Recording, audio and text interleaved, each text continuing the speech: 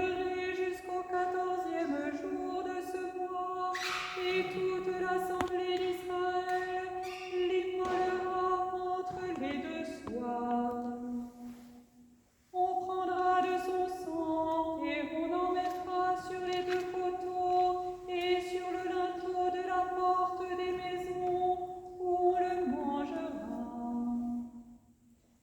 Cette même nuit, on en mangera la chair rôtie au feu, on la mangera avec des pains sans levain et des herbes amères. Vous ne le mangerez point à demi-cuit et bouilli dans de l'eau, mais il sera rôti au feu avec la tête, les jambes et l'intérieur. Vous n'en laisserez rien jusqu'au matin, et s'il en reste quelque chose le matin, vous le brûlerez au feu. Quand vous le mangerez, vous aurez vos reins sains, vos souliers aux pieds et votre bâton à la main, et vous le mangerez à la hâte. C'est la Pâque du Seigneur.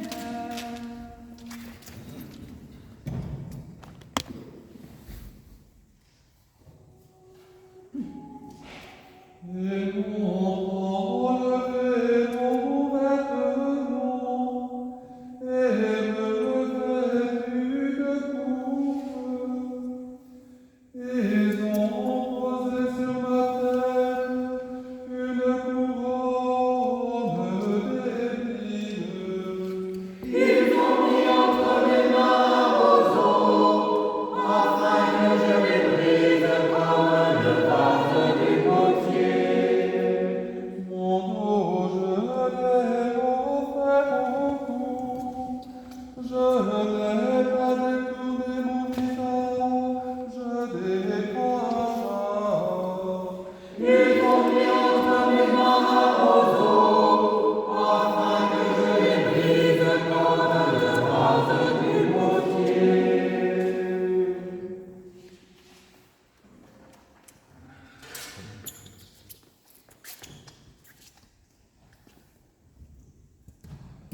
Lecture du livre du prophète Osée.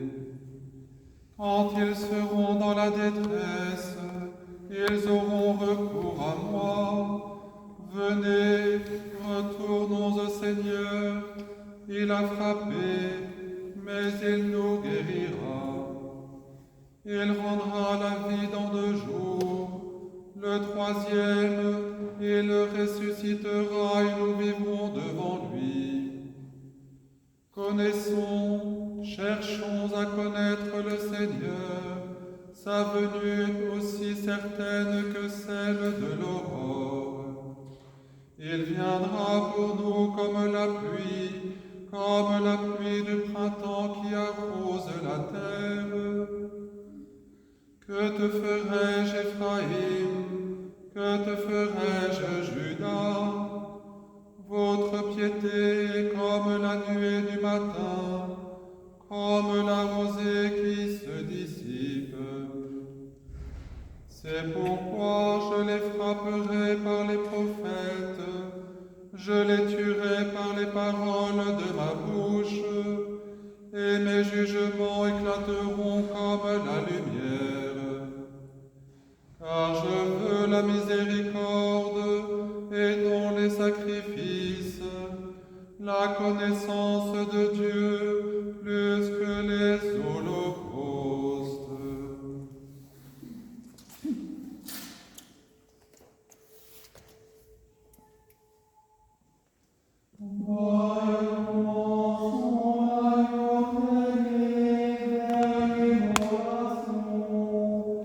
Marie, consumée de douleur, se lamente.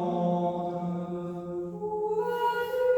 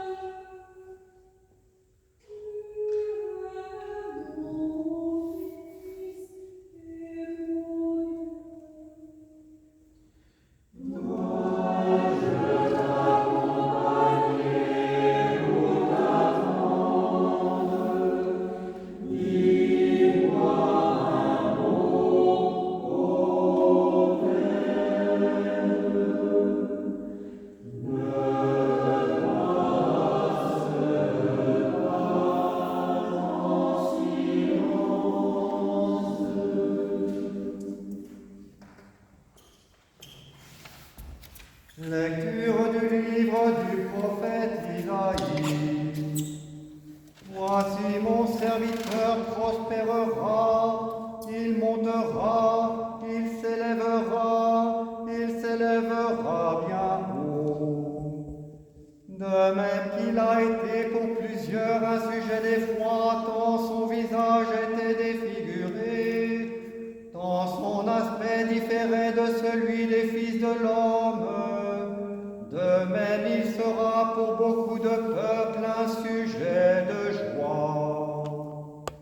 Devant lui des rois fermeront la bouche, car ils verront ce qui ne leur avait point été raconté. Ils apprendront ce qu'ils n'avaient point entendu. Qui a cru ce qui nous était annoncé? Qui a reconnu le bras du Seigneur? Il s'est élevé devant lui comme une faible plante, comme un rejeton qui sort d'une terre desséchée. Il n'avait ni beauté ni éclat pour attirer nos regards, et son aspect n'avait rien pour nous plaire. Méprisé et abandonné des hommes, homme de douleur et habitué à la souffrance, semblable à celui dont on détourne le visage, nous l'avons dédaigné, nous n'avons fait de lui aucun cas. Cependant, ce sont nos souffrances qu'il a portées, c'est de nos douleurs qu'il s'est chargé, et nous l'avons considéré comme puni, frappé de Dieu et humilié. Mais il était blessé pour nos péchés, brisé pour nos iniquités. Le châtiment qui nous donne la paix est retombé sur lui, et c'est par ses meurtrissures que nous sommes guéris. Nous étions tous errants comme des brebis, chacun suivait sa propre vie, et le Seigneur a fait retomber sur lui l'iniquité de nous tous. Il a été maltraité et opprimé, et il n'a point ouvert la bouche, semblable à un agneau qu'on mène à la boucherie, à une brebis muette devant ceux qui l'attendent. Il n'a point ouvert la bouche. Il a été enlevé par l'angoisse et le châtiment, et parmi ceux de sa génération, qui a cru qu'il était retranché de la terre des vivants, qui a cru qu'il était frappé pour les péchés de mon peuple.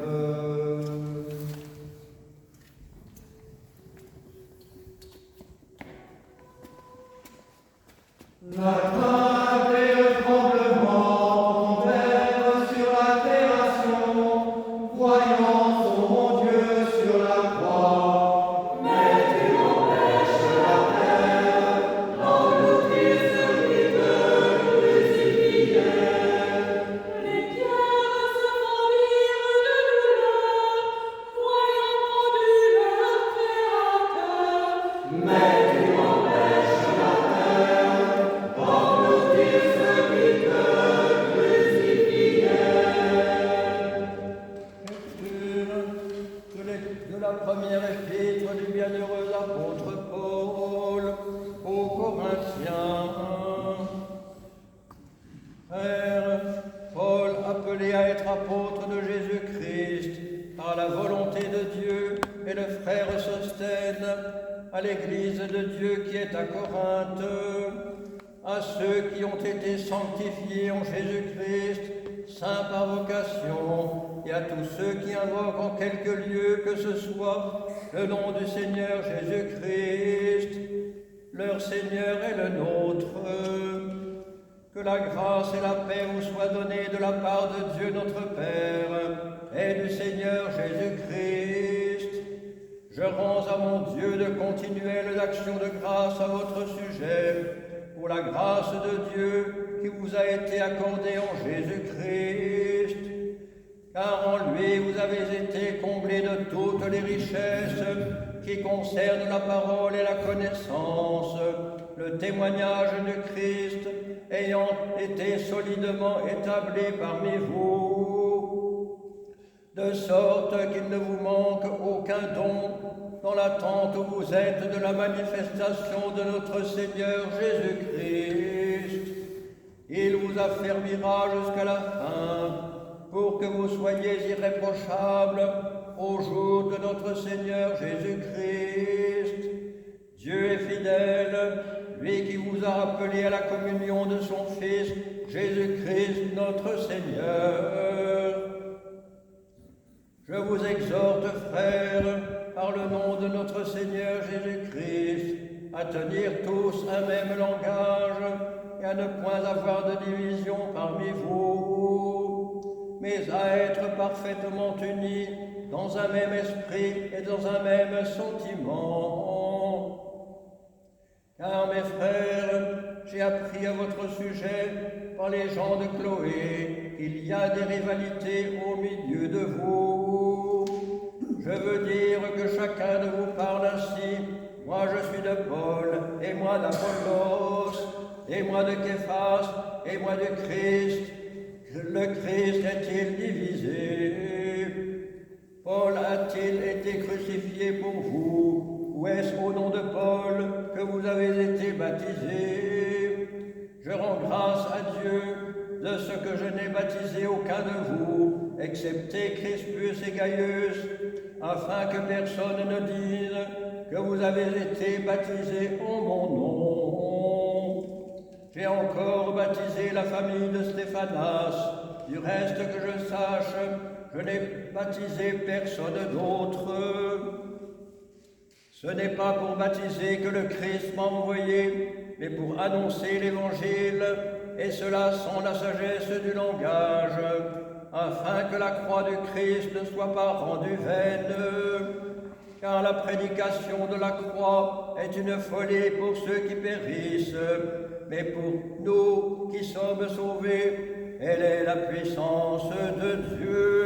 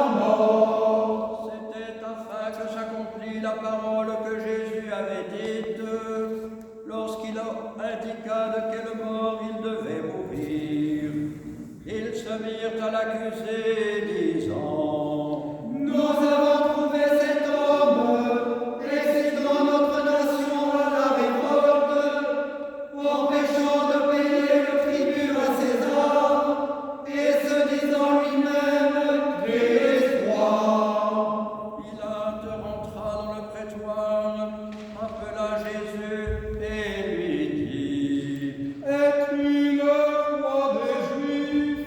Jésus répondit: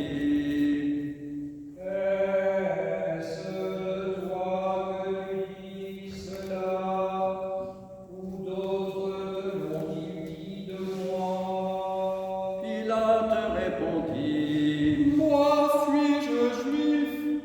Ta nation et les principaux des prêtres t'ont livré à moi. Qu'as-tu fait? Jésus répondit: Mon royaume n'est pas de ce monde. Si mon royaume était de ce monde, mes serviteurs auraient combattu pour moi, afin que je ne fusse pas livré aux Juifs. Mais maintenant, mon royaume n'est point d'ici-bas. Pilate lui dit: Tu es donc roi? Jésus répondit: Tu le dis, je suis roi.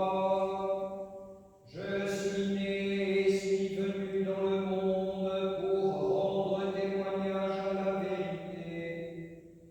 Quiconque est de la vérité, écoute ma voix. Pilate lui dit: Est-ce que la vérité? Mais Jésus ne répondit rien aux accusations des principaux des prêtres et des anciens. Alors Pilate lui dit: N'entends-tu pas de combien de choses il t'accuse? Et Jésus ne lui donna réponse sur aucune parole, ce qui étonna beaucoup le gouverneur. Après avoir dit cela, il sortit de nouveau pour aller vers les Juifs et leur dit: Je ne trouve aucun crime en lui. Mais ils insistèrent et dirent: Il soulève le peuple en enseignant par toute la Judée, depuis la Galilée où il a commencé jusqu'ici. Quand Pilate entendit parler de la Galilée, il demanda si cet homme était galiléen. Ayant appris qu'il était de la juridiction d'Hérode, il le renvoya à Hérode, qui se trouvait aussi à Jérusalem en ces jours-là. Lorsqu'Hérode vit Jésus, il en eut une grande joie, car depuis longtemps il désirait le voir à cause de ce qu'il avait entendu dire de lui, et il espérait qu'il le verrait faire quelques miracles. Il lui adressa beaucoup de questions, mais Jésus ne lui répondit rien. Les principaux des prêtres et les scribes étaient là. Ils l'accusaient avec violence. Hérode, avec ses gardes, le traita avec mépris. Et après s'être moqué de lui et l'avoir revêtu d'un habit éclatant, il le renvoya à Pilate. Ce jour même, Pilate et Hérode devinrent amis, ennemis qu'ils étaient auparavant. À chaque fête, le gouverneur avait coutume de relâcher un prisonnier, celui que demandait la foule. Il y avait alors un prisonnier fameux nommé Barabbas, détenu avec ses complices pour un meurtre qu'ils avaient commis dans une sédition. Comme ils étaient assemblés, Pilate leur dit: Lequel voulez-vous que je vous relâche? Barabbas ou Jésus qu'on appelle le Christ? Car ils savaient que c'était par envie qu'ils avaient livré Jésus. Pendant qu'il était assis sur le tribunal, sa femme lui fit dire: Qu'il n'y ait rien entre toi et ce juste, car aujourd'hui j'ai beaucoup souffert en songe à cause de lui. Les principaux des prêtres et les anciens persuadèrent la foule de demander Barabbas et de faire périr Jésus. Le gouverneur, prenant la parole, leur dit: Laquelle des deux voulez-vous que je vous relâche? Ils répondirent: Barabbas. Pilate leur dit: Que ferai-je donc à Jésus qu'on appelle le Christ? Tous répondirent: Il soit crucifié.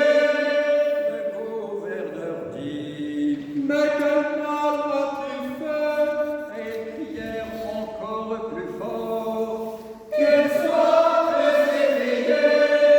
Pilate, voyant qu'il ne gagnait rien, mais que le tumulte augmentait, prit de l'eau, se lava les mains en présence de la foule, et dit: Cela vous regarde. Et le peuple répondit: Que ce sang retombe sur nous et sur nos enfants. Et leurs cris l'emportèrent. Pilate prononça que ce qu'il demandait serait fait. Il relâcha celui qui avait été mis en prison pour sédition et pour meurtre, et qu'il réclamait. Alors Pilate prit Jésus et le fit battre de verges. Les soldats du gouverneur conduisirent Jésus dans le prétoire, et ils assemblèrent autour de lui toute la cohorte. Ils lui ôtèrent ses vêtements et le couvrirent d'un manteau écarlate.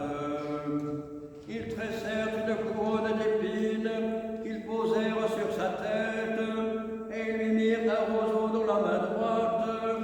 Puis s'agenouillant devant lui, ils le raillèrent en disant: Salut, roi des Juifs. Et ils crachaient contre lui, prenaient le roseau et frappaient sur sa tête. Puis s'approchant de lui, et ils disaient: Salut, roi des Juifs. Et ils lui donnaient des soufflets. Pilate sortit de nouveau, et il dit aux Juifs: Voici, je vous l'amène dehors, afin que vous sachiez que je ne trouve en lui aucun crime. Jésus sortit donc, portant la couronne d'épines et le manteau de pourpre, et Pilate leur dit: Voici l'homme.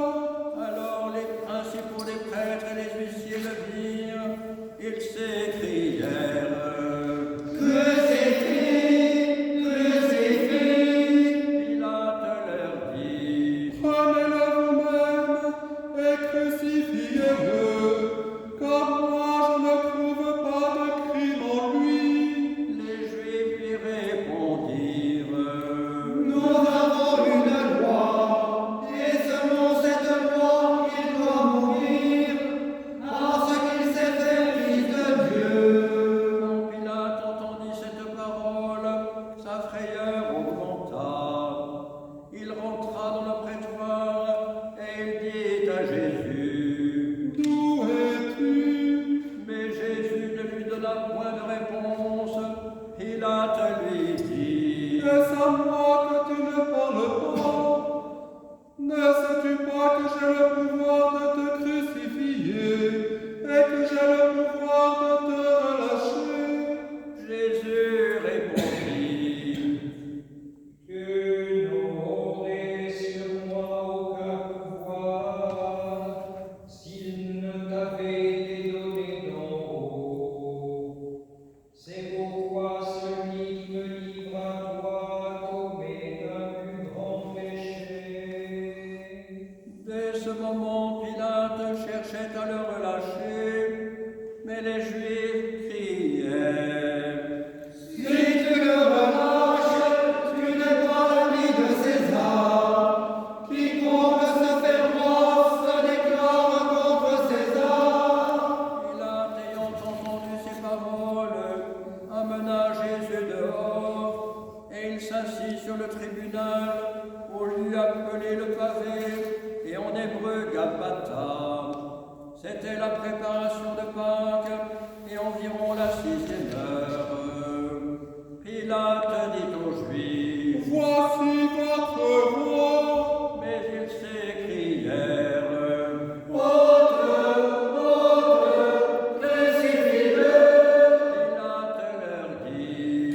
suffira-je votre roi? Les principaux des prêtres répondirent. Nous n'avons de roi que César. Alors il leur livra pour être crucifié. Ils lui ôtèrent le manteau, lui remirent ses vêtements et l'emmenèrent pour le crucifier. Lorsqu'ils sortirent, ils rencontrèrent un homme de Cyrène appelé Simon, père d'Alexandre et de Rufus, qui revenait des champs, et ils le forcèrent à porter la croix derrière Jésus. Il était suivi d'une grande multitude de peuples et de femmes qui se frappaient la poitrine et se lamentaient sur lui. Jésus se tourna vers elle et dit: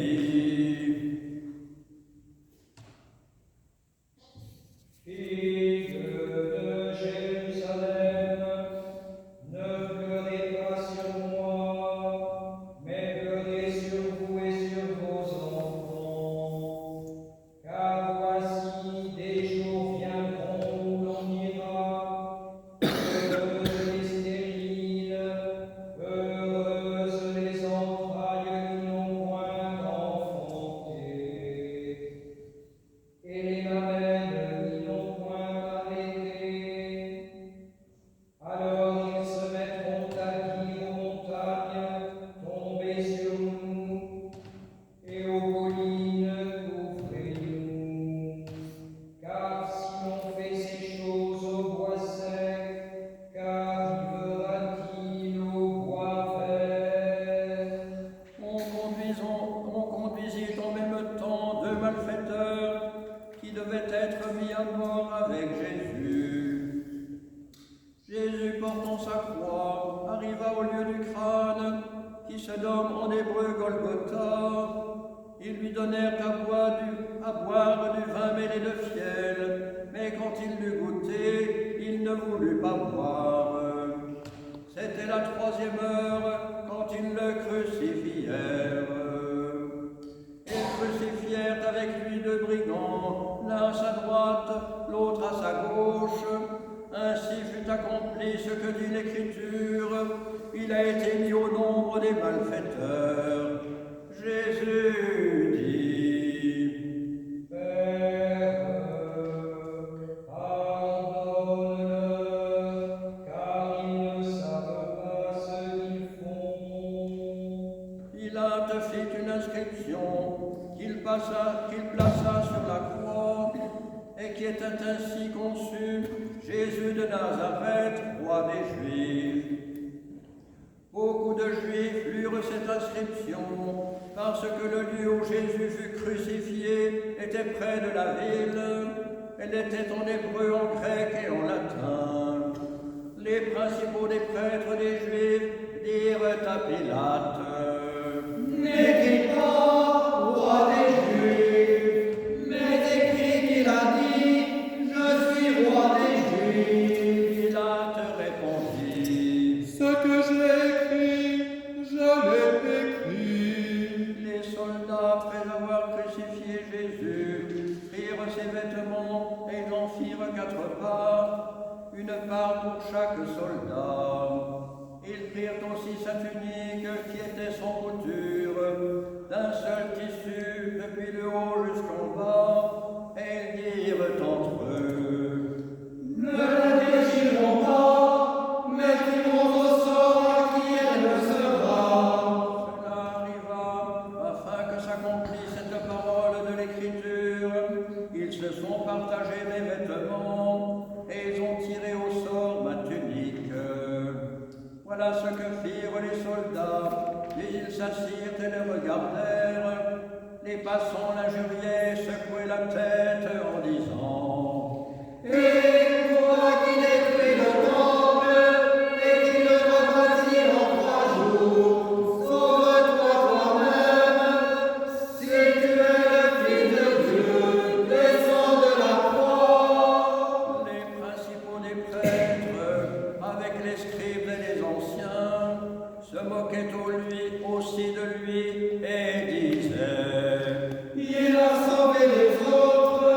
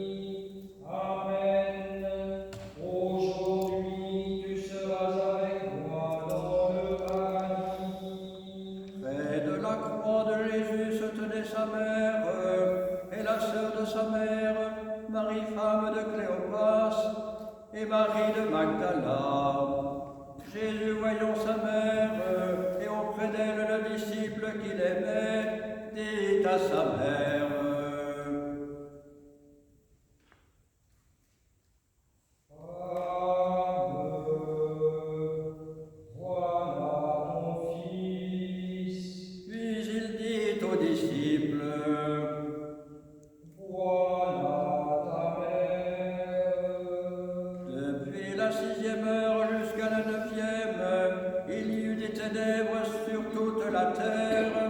Et vers la 9e heure, Jésus s'écria d'une voix forte.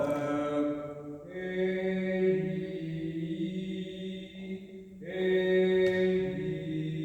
lama sabachthani. C'est-à-dire, mon Dieu, pourquoi m'as-tu abandonné? Quelques-uns de ceux qui étaient là, l'ayant entendu, dirent. Il appelle Et aussitôt l'un d'eux courut prendre une éponge qu'il remplit de vinaigre, et l'ayant fixé à un roseau, il lui donna à boire. Mais les autres disaient. laisse, voyons si Élie viendra le sauver. Après cela, Jésus, qui savait que tout était consommé, dit afin que l'écriture fût accomplie. J'ai soif. Il y avait là un vase plein de vinaigre. Les soldats emplirent une éponge et l'ayant fixée à une branche d'hysope, ils l'approchèrent de sa bouche. Quand Jésus prit le vinaigre, il dit. Tout est accompli. Jésus s'écria d'une voix forte. Père, je remets mon esprit entre tes mains. Et en disant ces paroles et baissant la tête, il rendit l'esprit.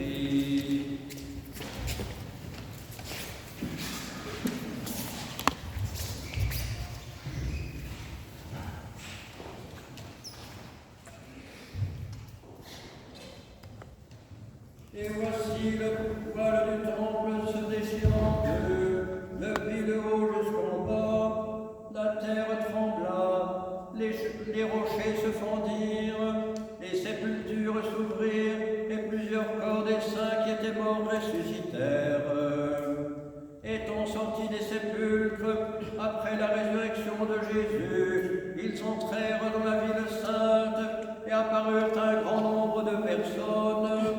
Le centurion et deux qui étaient avec lui pour garder Jésus, ayant vu le tremblement de terre et ce qui venait arriver, furent saisis d'une grande frayeur et dirent, assurément cet homme était le Fils de Dieu.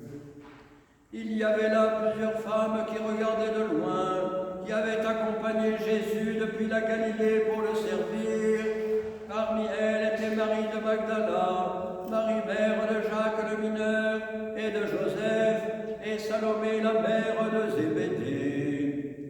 Dans la crainte que les corps ne restassent sur la croix pendant le sabbat, car c'était la préparation, et ce jour de sabbat était un grand jour, les Juifs demandèrent à Pilate qu'on rompît les jambes pour crucifier et qu'on les enlevât.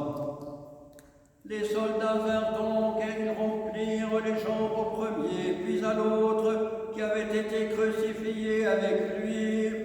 S'étant approchés de Jésus et le voyant déjà mort, ils ne lui rompirent pas les jambes, mais l'un des soldats lui perça le côté avec sa lance, et aussitôt il sortit du sang et de l'eau. Celui qui l'a vu en a rendu témoignage, et son témoignage est vrai, et il sait qu'il a dit vrai, afin que vous croyiez aussi.